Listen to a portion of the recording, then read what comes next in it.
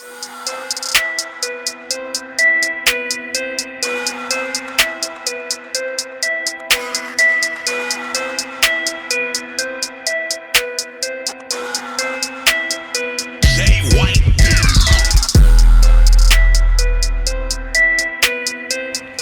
hustlers, welcome back to my channel. I'm so excited to have you here. Thank you so much for clicking onto this video. Please do click the subscribe button and join my growing YouTube family. So today I thought let's talk about something that, you know, we're halfway through the year. It's almost June. In January we sat down, wrote goals. We were like, yes, we're gonna achieve. We were excited. And then now it's May and you look at your list of goals that you had written down to achieve this year and you are nowhere near achieving even one of them, or maybe you've achieved one and then the rest you're already like, oh, I don't think I'll do it anyway. We're halfway through the year, it's fine, I'll postpone until next year. If you are someone who is currently feeling that way or going through those type of emotions and feelings, then this video is for you. I will be sharing or going through 5 things that may be the reason why you are not achieving your goals, because these are the things that you are not doing, and these are the things that you're not implementing in terms of achieving those goals. So if you want to find out what these 5 things are, then of course keep on watching. Okay, cool. So when it comes to setting goals, a lot of the times it happens, I don't know why, but it normally happens at the beginning of the year. You sit down, you write a list of things that you'd like to achieve, and you have 1 to 10 or whatever it is, and you're fired up, excited to take on the year and achieve those things. And by the time March rolls through and April and June, you already feel some type of like you're not motivated to achieve those things anymore, because you know we're close to achieving them, or you know we're close to even starting to work towards achieving them.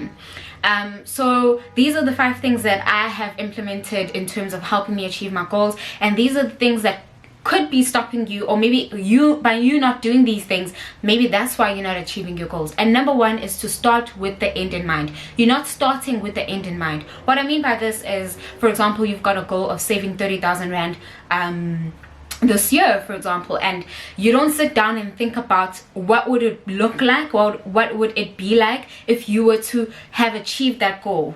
What would it be? How would your life be different if you had achieved saving up 30,000 rand, for example? Starting with the end in mind helps you visualize and see it realistically, in the sense that this is something I can actually do this year, and it also helps you in the sense of getting here to the end result and then working backwards, in the sense of understanding and knowing what it entails for you to actually get there. So start with the end in mind. You're not starting with the end in mind because you just write it down, it's just there, it's not a reality to you, you know, it's just like something on paper and that is it. Starting with the end in mind helps you visualize, see it become, is it really a reality? Is it something, am I realistic enough in saying I'm gonna save 30,000 rand by December this year? You know, is it something that's realistic? Seeing it, visualizing it, and starting with the end in mind, really essential in helping you work backwards from that goal after you visualized it and seen it as a reality. So start with the end in mind, write it down, and you know, for example, maybe you are planning on losing 10 kgs this year and getting back your body and looking great in time for summer. Starting with the end in mind and seeing what that looks like. Okay, maybe your goal weight is 56 kgs. Maybe, you know, you want to rock a bikini and you want this bikini to look this color, or whatever it is. Visualize that, see it in your head what that will look like, and see if it's a realistic goal for yourself. Is it something you can actually physically achieve this year? Then work backwards in terms of, okay, cool, I've seen what the end looks like. How am I going to achieve it going forward? Or I mean from there going backwards, how will I meet this goal by this point in time? By having the end in mind and visualizing it.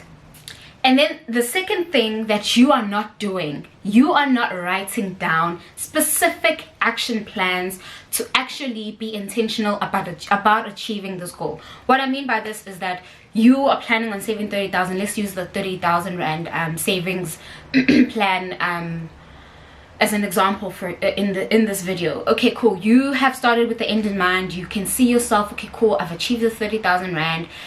But then you just write it down and you see the end in mind, and that is it. You don't have step-by-step action plans. One thing, I read a quote somewhere where it said that how do you eat an elephant? And that was the question, and the answer was 1 bite at a time. you're going to achieve that goal by a step at a time. Having physical, intentional steps that you will follow that will help you reach that goal. For example, you have this 30,000 Rand savings plan at the end of the year in December. That's the amount of money you would have wanted to save. Okay, cool. Step-by-step action plan. How much money a month should you save that will help you realize this goal and actually achieve this goal? Cool. Divide it by about 12 months or however long you need to save, and have an action plan. Another thing would be, you know, in terms of that, looking and seeing where in your budget, I've got a budget video. If you haven't checked it out, I'll leave it down below. Where in your budget do you need to move some stuff around to accommodate this goal of yours? Is it realistic enough for you to move stuff around and actually save 30,000? Because maybe 30,000 is maybe too much, and maybe you can only physically and actually achieve 15,000 Rand instead of 30,000. You know, you like the number 30,000, but when you actually sit down and analyze and try and put steps in place, then you realize, oh, okay, cool, I can only actually save 15,000 Rand because I can only afford to actually save this amount of money during the year. Be realistic about them and have action plans. The one about losing weight. Okay, cool. Losing weight, we all know you need to eat healthy, you need to work out, you need to change your mindset, you need to be motivated, you need to be driven, all of those things. What are you going to physically do today now to achieve that goal now? Obviously, you need to change your eating habits.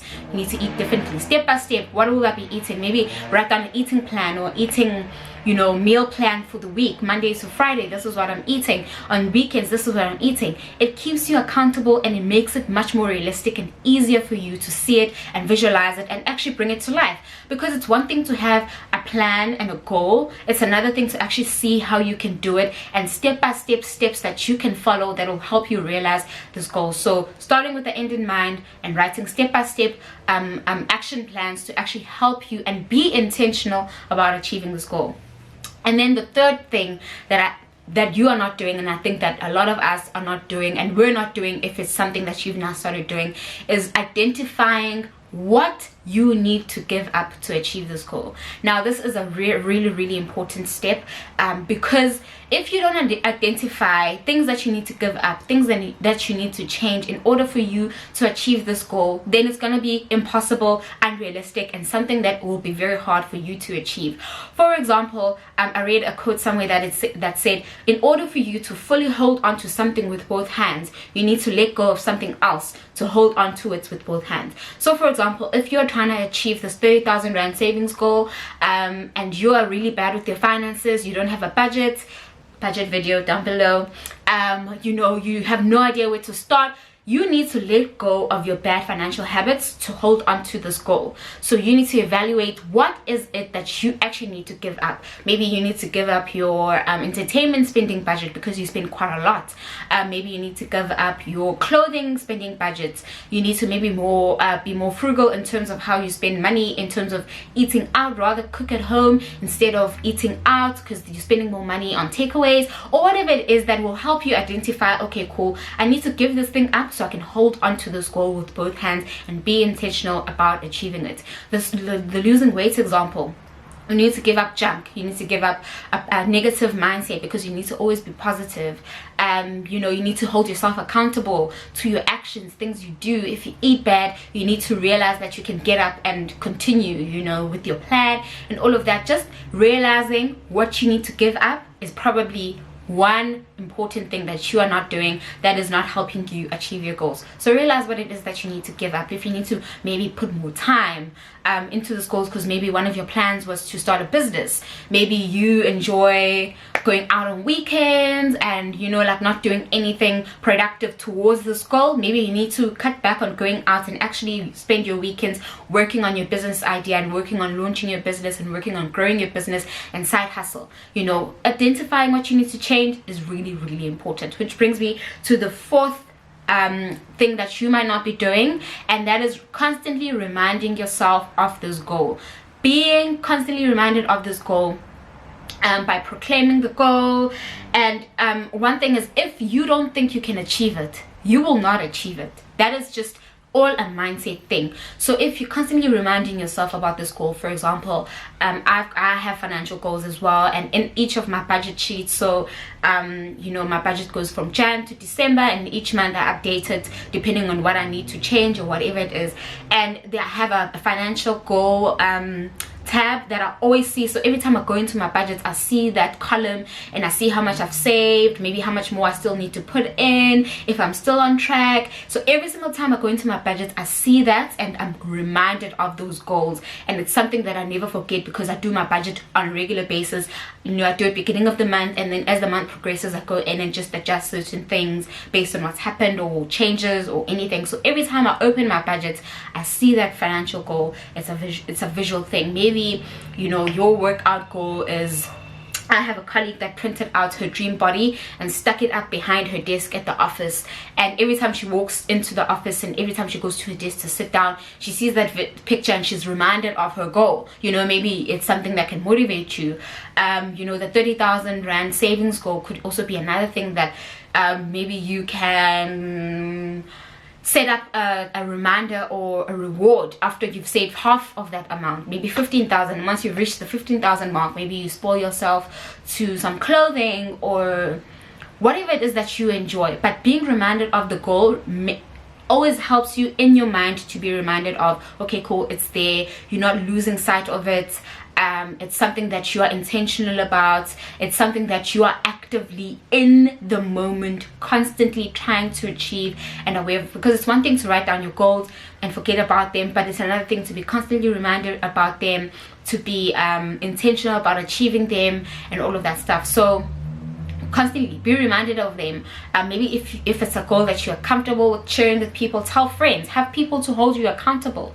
The weight loss one is actually one fun and easy one you can do with friends. Maybe you could all do the same thing, maybe even do like the Biggest Loser competition and see who can achieve their goal in a certain time or earlier. Just make it fun and make it enjoyable for you to achieve them, because at the end of the day, they are your goals and they are personal, and it's something that is important for you, because you wouldn't have made it a goal if it wasn't important.